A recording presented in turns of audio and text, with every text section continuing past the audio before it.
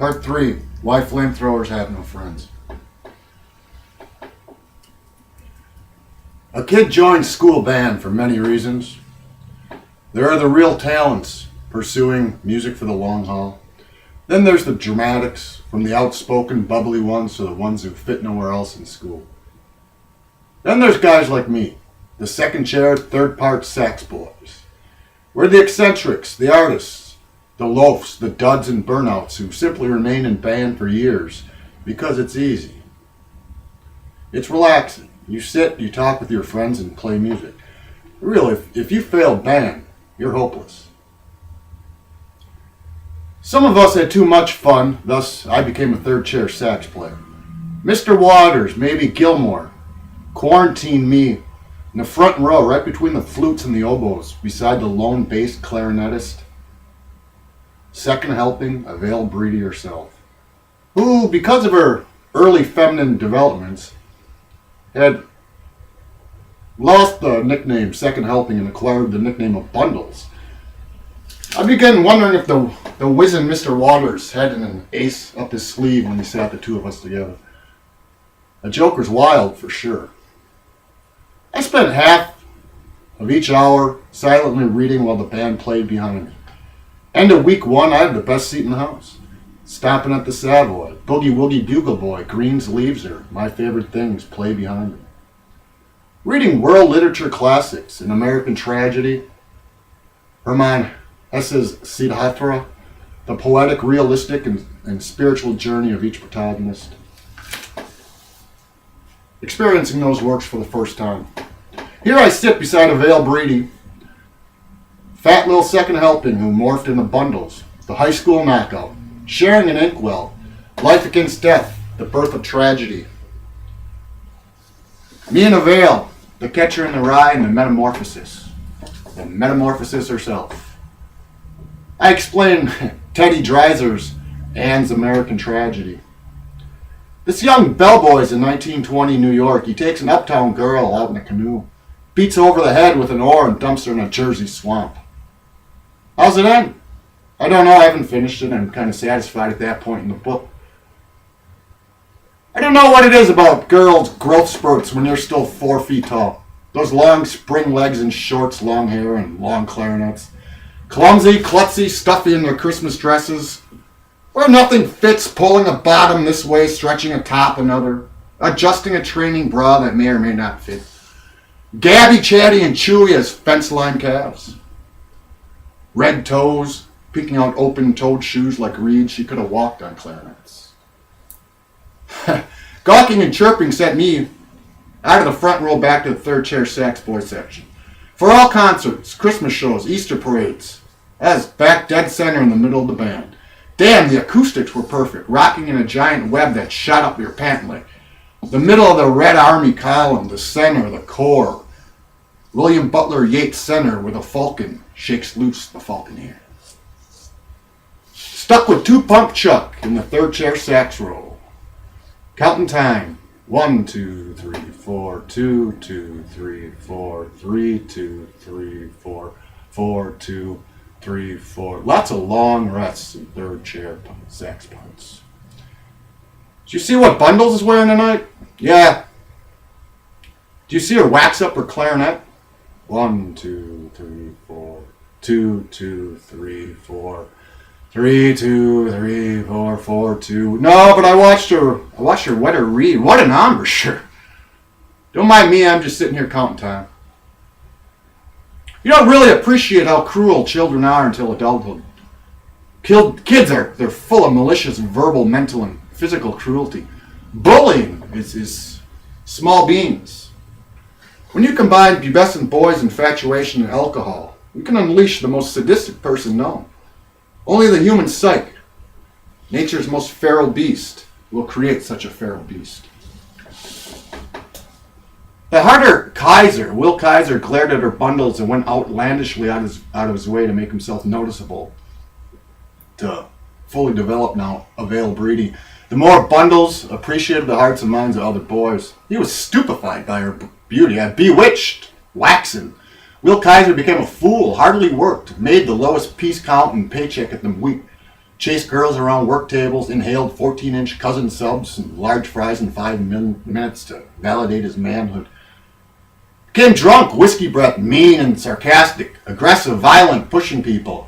When the driver license liberated most of us, Kaiser acquired the driver's license ego over anyone with a birthday as much as a day after his. He grew to handle his former overseers, Jacoby and Dalton.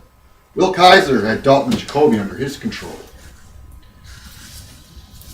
Knowing shit wasn't right, how odd I found it when Kaiser and his bunch shared their booze with me at the junior prom.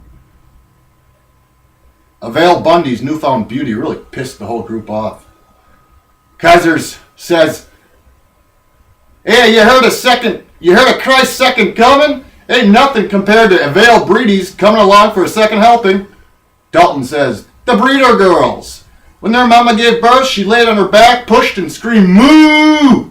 Jacoby says, "Once a fat ass, always a fat ass." We laughed ourselves drunk and silly. Then it hit me. The nerves in the back of my head exploded. All went fuzzy black as the blood crept up my throat. Consciousness flickered on and off. From listening to Rosie, I knew who was dragging me to the river. And I wanted to go. The warm booze blanket slipped off when the frost set in. As I lay dying, wondering what face death would take. Would I freeze, drown, or bleed out? The ice water bit like glass shards. The wounds burned hot as ice water flooded in, lowering my body temperature to chilling, teeth chattering, inhaling water through my mouth and nostrils. Left for dead by the boys, townfolk thought me a kidnapping victim until no ransom demands came. Fools thought alien abduction. When the hysteria subsided, the logical conclusion was I'd simply run away. But when Saturday came, and I didn't show up for work at the week, and none of my friends knew where I was, it was clear that something else, something deeper had happened. Days, maybe a week passed.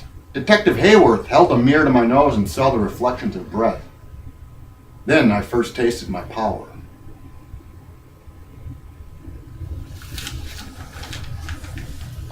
Now I couldn't have told the detectives what had happened.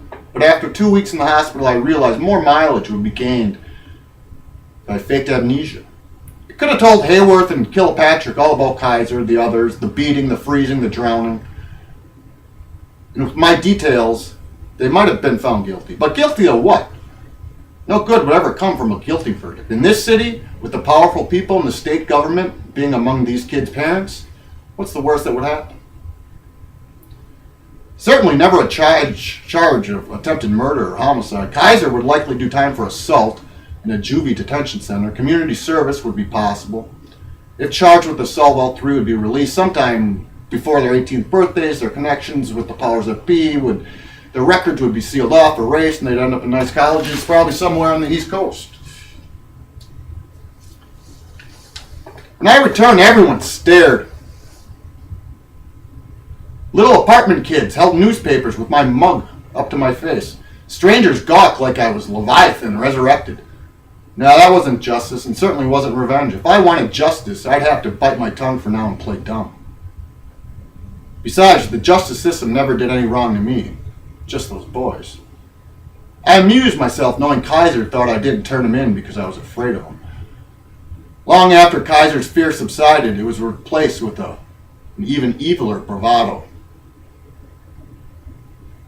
I caught him with his pants around his ankles, fully erect.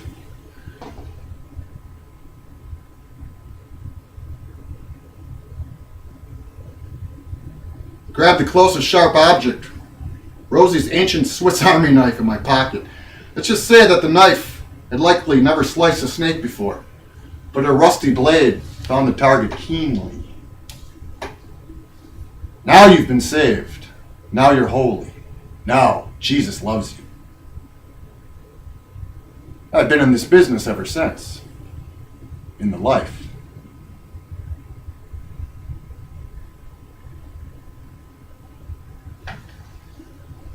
Yeah, it really did happen, little Crazola. Notice Kaiser today is still walking around town funny.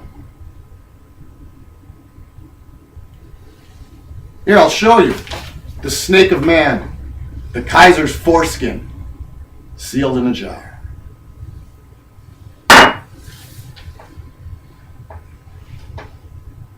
The story's without beginning or end. The river starts long before my lifetime.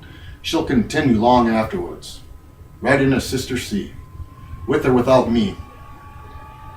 Wherever I went, I scared everyone shitless. Little lamb, my power just grew, my second wind blew, but I was left friendless and banished. But she just flows. Like just last Saturday, I sit waiting for Pizza Hut. The pizza guy parks and exits his Toyota Camry. With the ovary emblem, approaches me. Silver medallion hangs from his neck. Dan the Disco Man, from the week. Seeing me, flips out, throws my pizza, flat out rejects my cash. Take the pizza, keep the cash! If I take your cash, God'll probably strike me down dead! And splits. Thus little Emerald, who shines true. Flamethrowers have no friends. We're wiser teenagers than we are adults. Wiser. So much wiser.